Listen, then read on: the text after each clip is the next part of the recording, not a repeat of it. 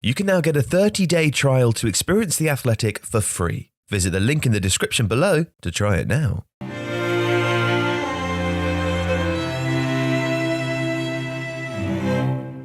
Buongiorno, hello there, I'm Joe Devine, welcome to Tifo IRL, and today I'm joined by Alex Stewart. Hi Alex, how are you?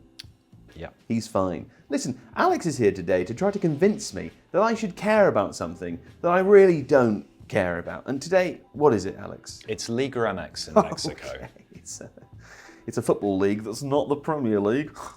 Have a difficult time of that one. You've got 7 minutes. Okay. And it begins now. Okay, so the first thing is a little bit of a throwback. Where is it? Mexico. That's a good start. Okay. So in 2006, Pep Guardiola went to Mexico and played in this league for 10 games under Juan Manuel Lijo. Yeah. You always get me to pronounce his name. Well, the thing about that is I shouldn't get you to talk I'm just eating up my own time. I thought that Lijo Yeah. was Argentinian. Yeah. And therefore it would be a sh or a sh sound for the double L. Turns out he's Spanish. Yeah. So actually it's Leo, I think. So I was wrong all those years that I forced you to say that. One more time, it is Juan Manuel Leo. Okay. And we are on the clock here. Okay, great. So he was the coach. So he was the coach. So while he was there, there was. He's now the assistant manager at Manchester City, right? Yes, he is. Yeah. Yes. Ricardo VOLPE was in charge of the Mexican national team, and while Pep was there, he discovered this thing which you will recognise, which is called the Salida La Volpiana, the La Volpe exit. It's basically when your defensive midfielder drops to there. Oh. And I thought it was when you left a pub without saying goodbye to anyone, but. That's very good. La Volpe exit. Sure. Yeah. And it means that you get these passing options here, and even if someone presses with 2 here, doesn't matter. So, Liga MX gave us a major tactical innovation. Was no one doing that before? No, not massively, no. It's Seems also so the normal, period doesn't when Pep Guardiola met Marcelo Bielsa for the first time. Sure. Although he had to fly to Argentina for that. Yeah. Okay, so an important meeting of minds. Very important meeting of minds, Yeah. yes. So that's the first point. See, now if you were trying to get me to care about that, it would be good. You've gone very broad though, carry on. Just the meeting of minds between Pep Guardiola and Bielsa. I mean, we can digress. We can change and just talk about that. It won't help you get me to care about Liga MX. Right, okay, fine. Liga MX is exciting. It's fun, okay? So it has a really, really complicated system. The way it now works, like a couple of other South American leagues, is it has an apertura and a clausura. So what that means is that the 18 teams, just bear with me, the 18 teams play like a mini league and then a second mini league across the course of a full season, right? When you get to the end of the first mini league, there's then playoffs and stuff between those teams, and then you get a champion of the first half of the season and a champion of the second half of the season. Yes. So what this means is that Liga MX is consistently exciting. Because there's always jeopardy. There's always jeopardy. Now I love jeopardy, so I'm on board with this one. Right. So since 2017, there have been 7 different champions of Liga MX. Because you have a champion of the first half and a champion of the second half. And also because there's quite a lot of competition between the clubs. So there are 2 titanic clubs in Liga MX. There's Club America and Guadalajara. They're the only 2 that have never been relegated. They've both been in the top flight in Mexico for 103 years, 103 seasons, sorry. Which is, anyway.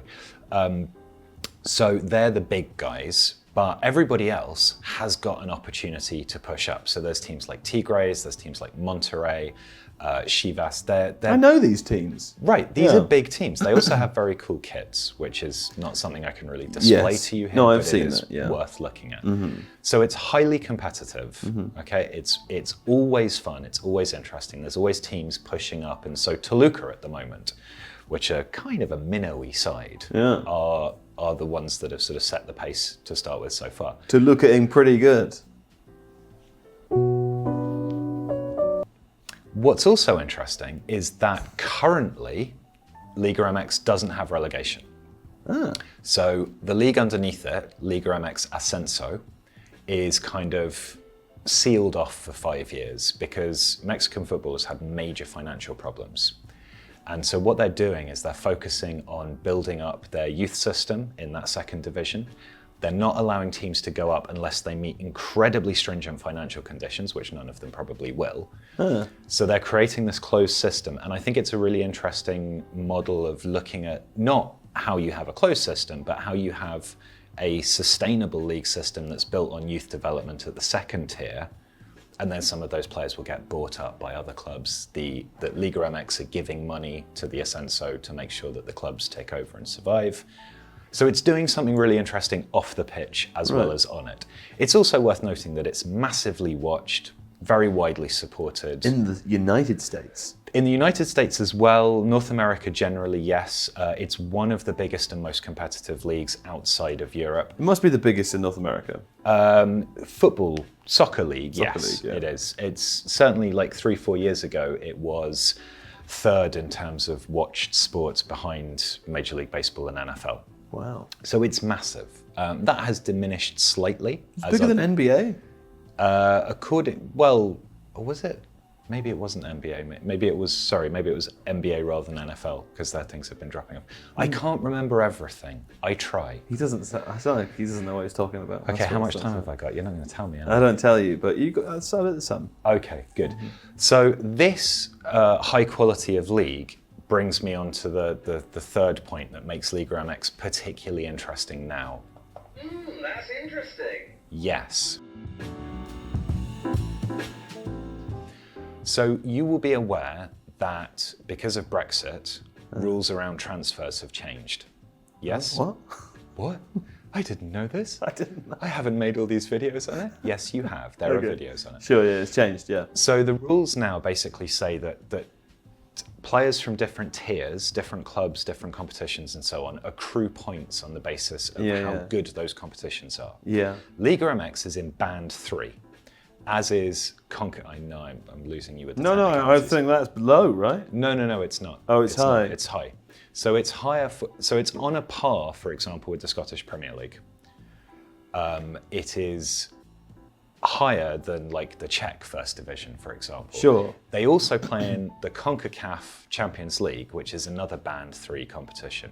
So Mexican players, which have traditionally gone to the Netherlands or to Portugal before moving to big leagues, players like Hervin Lozano, Raul Jimenez, they are now much more available to English teams.